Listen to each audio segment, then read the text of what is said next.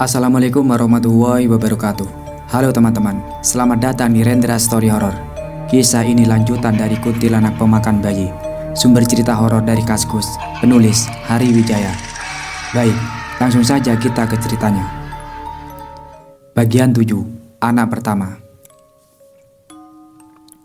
Sejak kejadian yang menimpa pedagang mie ayam itu, warga pun menjadi heboh dengan berita kuntilanak itu.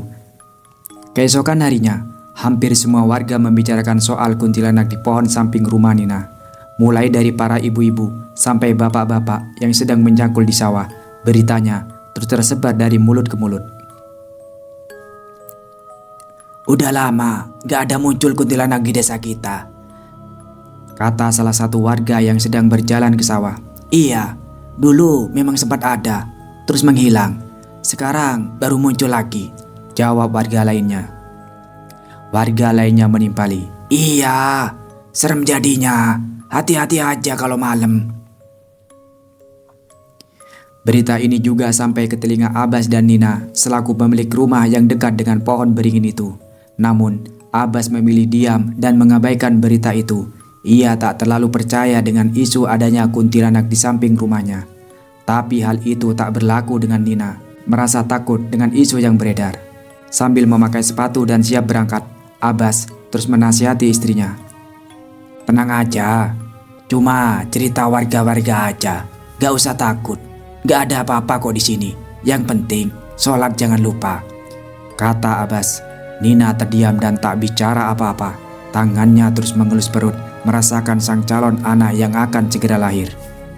Dari depan, Ranti muncul dengan kebaya berwarna biru muda.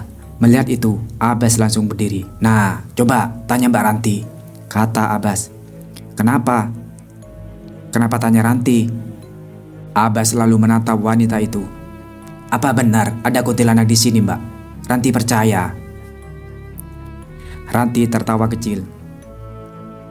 Mana ada, itu isu aja. Biasa, warga lagi kehabisan bahan gosip, jawab Ranti. Dengarkan, udah santai aja sayang, ucap Abbas sambil mengelus kepala istrinya supaya lebih tenang. Nina terdiam dan menatap sang suami, lalu tersenyum untuk meyakinkan suaminya bahwa ia sudah baik-baik saja. Nanti juga isu ini akan menghilang sendiri kalau warga udah bosan, kata perempuan berkebaya itu.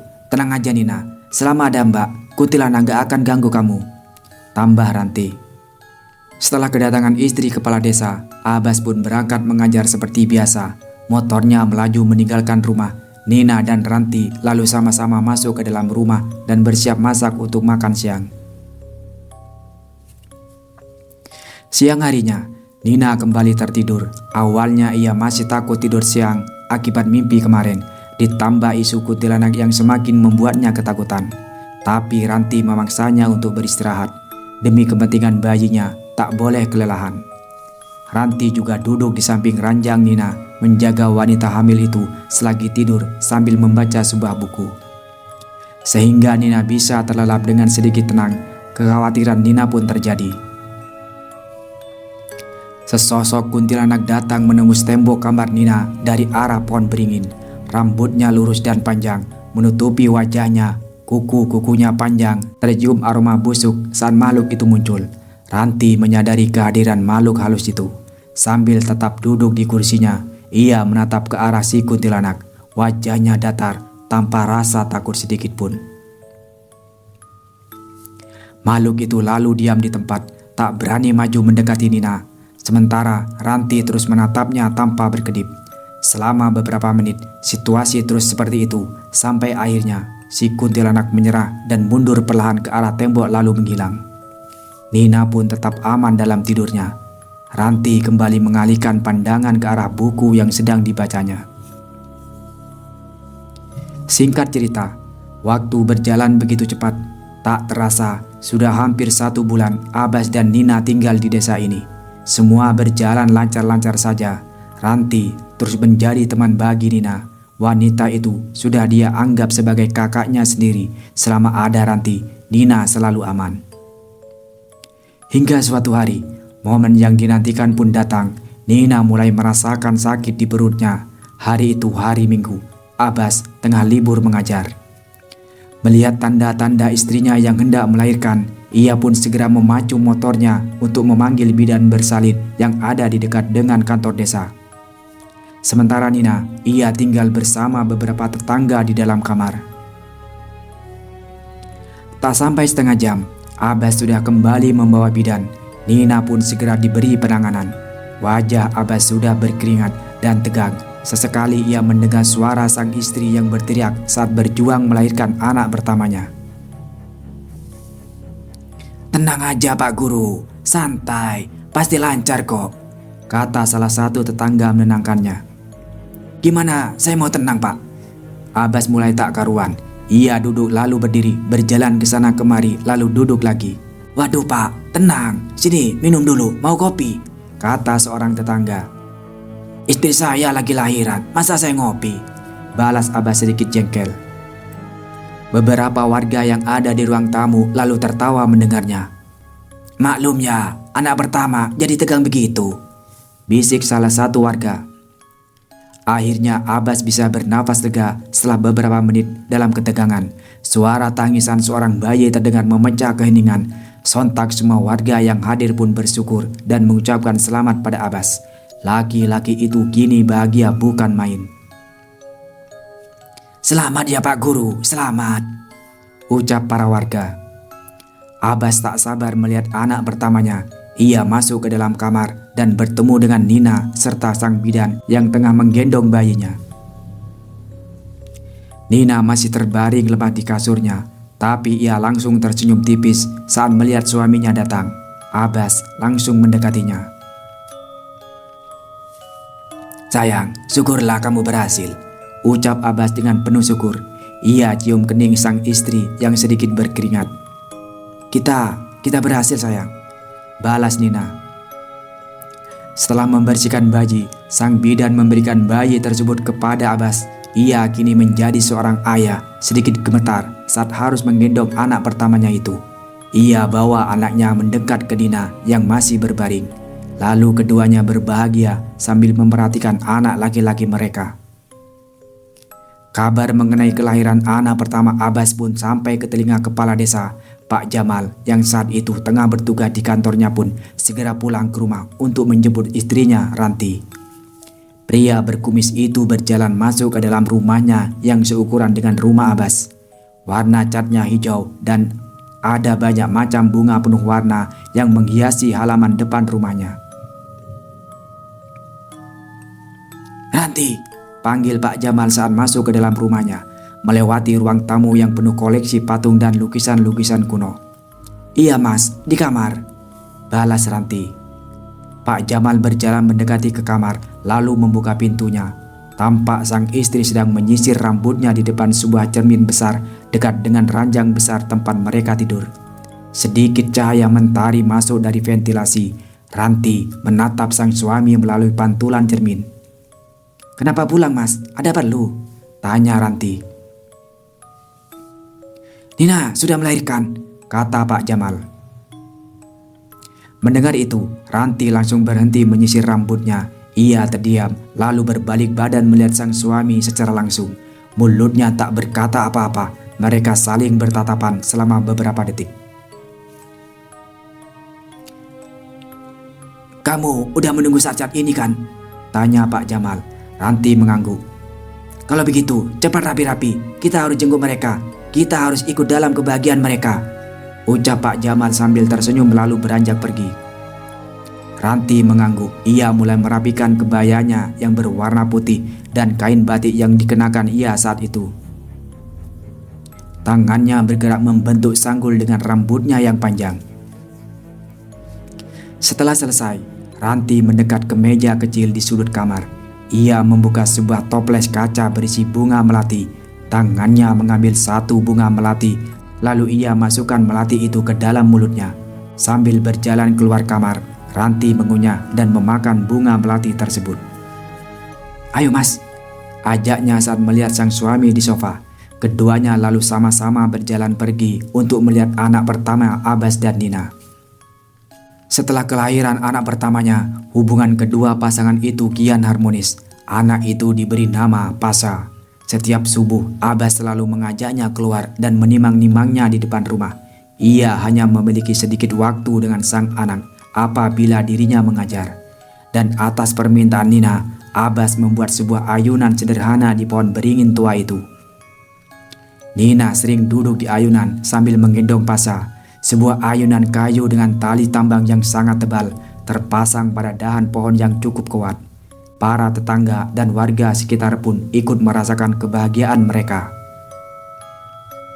Selain itu, Ranti pun sangat menyukai anak itu. Ia jadi semakin betah berada di rumah Nina. Biasanya ia pulang setelah sebelum maghrib. Kini Ranti bisa pulang setelah Isya saking asiknya bermain dengan Pasha.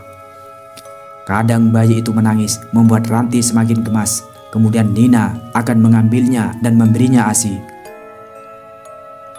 "Nak, Bibi pulang dulu ya," kata Ranti sambil memainkan tangan mungil Pasha. Bayi polos itu menatap Ranti sambil mengemut dot di mulutnya. "Iya Bibi," kata Nina mewakili anaknya. Saat itu sudah malam sekitar pukul 8. Ranti baru hendak pulang ke rumah. Sayangnya sang suami tak bisa menjemput karena pekerjaannya. Tidak seperti biasanya, kali ini Ranti menerima tawaran Abbas untuk mengantarnya pulang, sehingga Abbas tak merasa bersalah membiarkan wanita itu pulang sendiri. Ranti naik di jok belakang motor Abbas dengan posisi miring ke samping. Di depan, tangan Abbas siap untuk memacu motornya. Suara mesin sudah terdengar menyala. Ranti menatap Nina yang berdiri di beranda rumah sambil menggendong Pasha. "Aku pulang dulu ya Nin," ucapnya pamit. Nina mengangguk. "Iya, hati-hati ya," balasnya. "Tunggu sebentar ya," kata Abbas sambil tersenyum.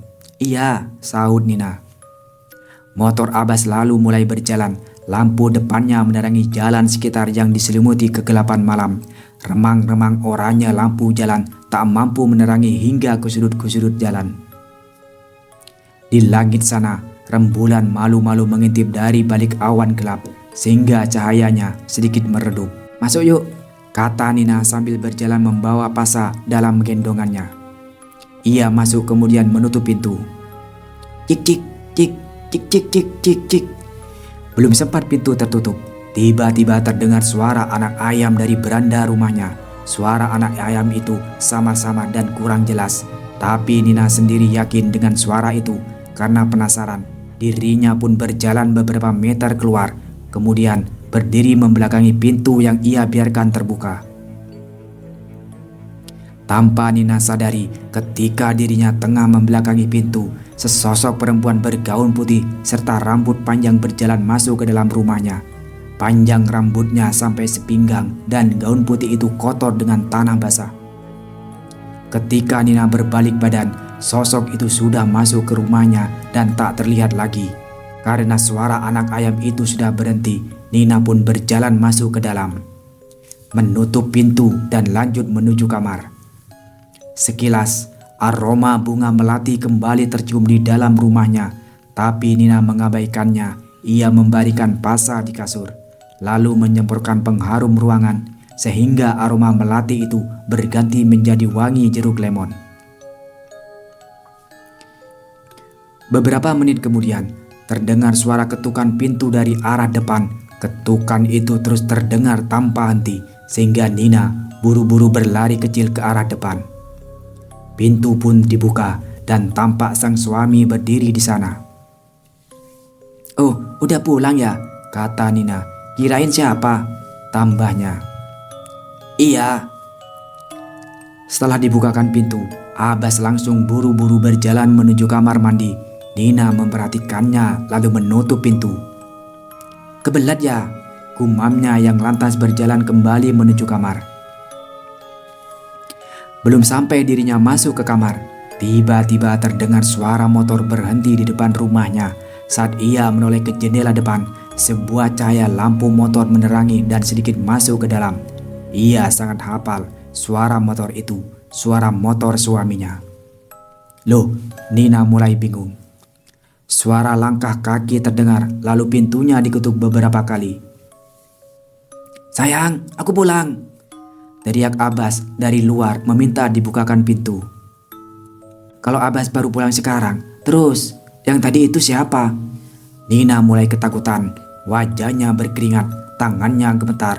Pelan-pelan ia melangkah mendekat ke pintu.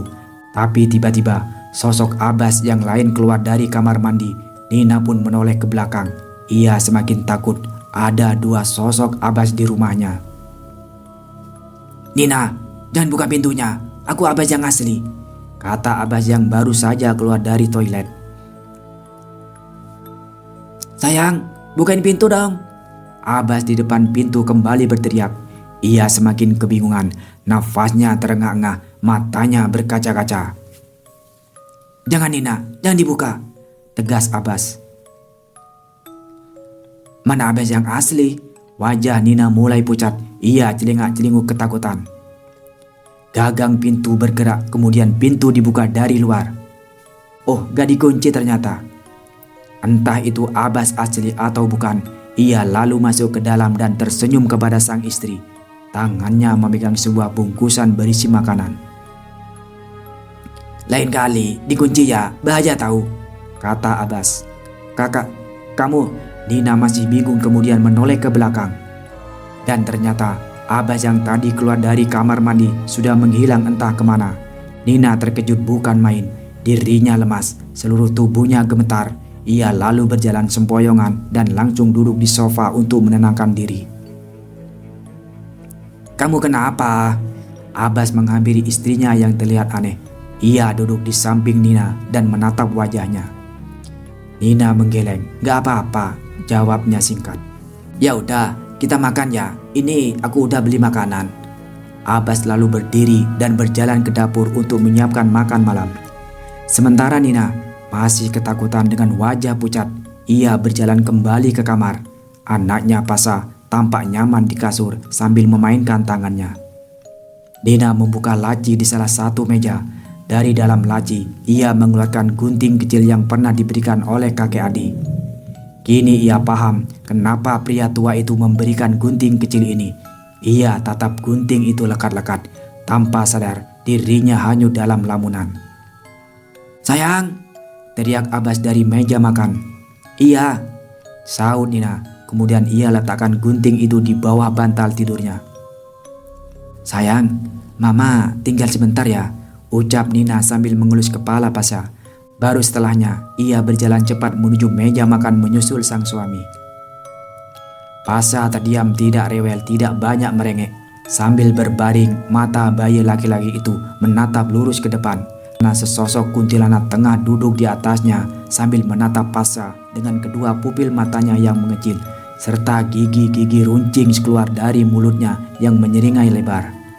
Keesokan harinya, sekitar selesai adzan zuhur, sebuah mobil keluarga berjalan masuk ke jalan desa, lalu berbelok arah ke sebuah jalan setapak yang ukurannya pas-pasan. Untuk satu buah kendaraan roda 4, para warga sekitar melihat mobil itu melewati depan rumahnya. Beberapa membantu agar mobil tersebut bisa berjalan dengan lancar.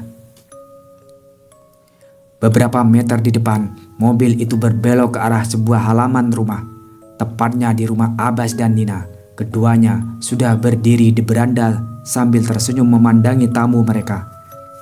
Setelah mobil berhenti, keluar satu orang pria yang usianya lebih muda dari Abbas. Pria dengan setelan kemeja biru dan celana hitam, rambutnya tersisir rapi ke belakang dan jam tangan mahal terpasang di tangannya. Ia adalah Rio, adik dari Abbas. Keluar juga seorang wanita yang merupakan istri Rio.